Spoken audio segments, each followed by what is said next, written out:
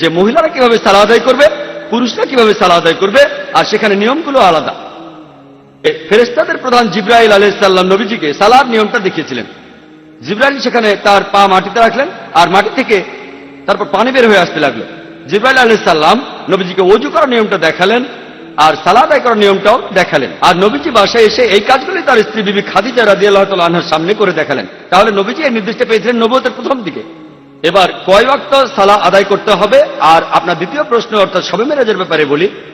এই কথাটার উল্লেখ আছে পবিত্র কোরআনে সূরা ইসরার 1 নম্বর আয়াতে। পুরুষ ও মহিলাদের নামাজের কি আসলে কি পার্থক্য আছে? চলুন জেনে নেওয়া যাক ডাক্তার জাকির নায়েকের মুখে। ভিডিওটি শেষ পর্যন্ত দেখুন। প্রশ্ন স্লিপ থেকে,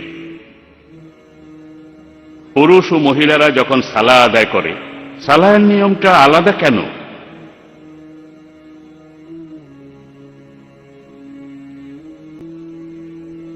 প্রশ্নটা করা হয়েছে সালাহ আদায় করার সময় পুরুষ এবং মহিলাদের সালাহ আদায়ের নিয়মটা আলাদা কেন। আমি আগে বলেছি যে বাজারে অনেক বই পাবেন যেখানে সালাহ আদায়ের বিভিন্ন নিয়ম কানুন দেওয়া আছে। বেশিরভাগ বইয়েই আলাদা একটা অধ্যায় থাকে যে মহিলারা কিভাবে সালাহ আদায় করবে, পুরুষরা কিভাবে সালাহ আদায় করবে, আর সেখানে নিয়মগুলো আলাদা। সত্যি বলতে এমন একটা সহিহ হাদিসও খুঁজে পাবেন না যেটা বলছে যে মহিলারা তাদের সালাহ আদায় করবে পুরুষদের চেয়ে আলাদা নিয়ম। এমন কোন সহিহ হাদিস নেই।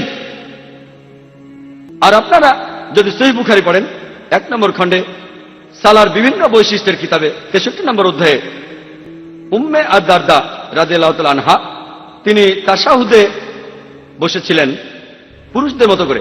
আর তিনি ছিলেন এমন একজন যিনি ধর্মীয় বিষয়ে যথেষ্ট জ্ঞান রাখতেন।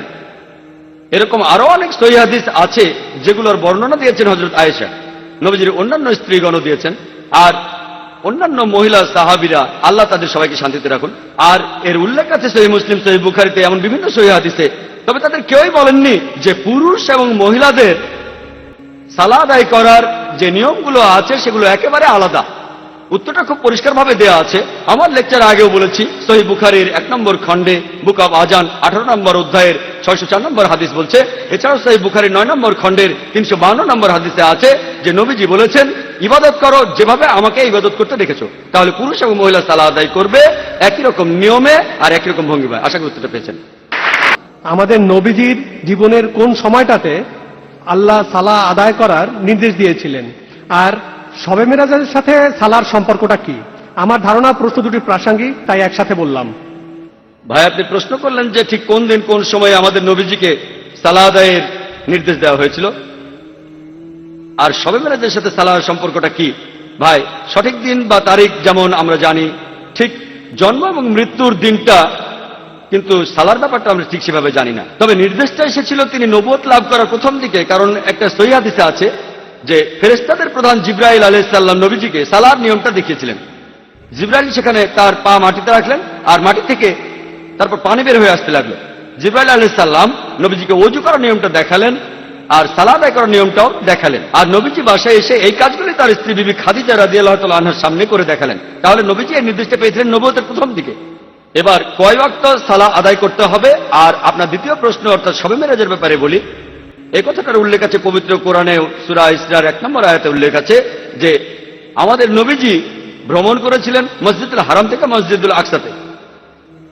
তারপর মিরাজের ব্যাপারে আরো কথা আছে, এইসবের বর্ণনা সহিহ বুখারী সহ অন্য সহিহ হাদিসে রয়েছে যে নবীজি সেখানে অন্যান্য নবীদের সাথে দেখা করেছিলেন। মুসা আলাইহিস সালাম, ঈসা আলাইহিস সালাম, সেখানে আল্লাহ সুবহানাহু ওয়া তাআলা নবীজিকে নির্দেশ দিলেন যে মুসলিমরা দিনে 50 ওয়াক্ত সালাত আদায় করবে। তারপর মুসা আলাইহিস সালাম নবীজিকে বললেন সহিহ বুখারী অনুযায়ী যে 50 ওয়াক্ত নামাজ খুব কঠিন হয়ে যায় মুসলিমদের জন্য, আপনি আল্লাহর কাছে অনুরোধ করে এটা কমিয়ে নেন।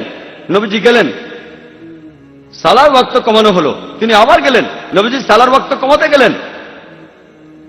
আর সবশেষে দিনে 5 বার 5 ওয়াক্ত সালার নির্দেশ পেলেন। সালাহ আল্লাহ সুবহানাহু ওয়া তাআলা রাজি হলেন, আর নবীজিকে বললেন এই 5 ওয়াক্ত সালাহ আদায় করো। তারপর আল্লাহ বললেন এই 5 ওয়াক্ত সালাহ হবে 50 ওয়াক্ত সালাহ আদায়ের সমান। আশা করি উত্তরটা পেয়েছেন। ভিডিওটি ভালো লাগলে চ্যানেলটি সাবস্ক্রাইব করুন এবং দিন প্রচারে সহায়তা করুন।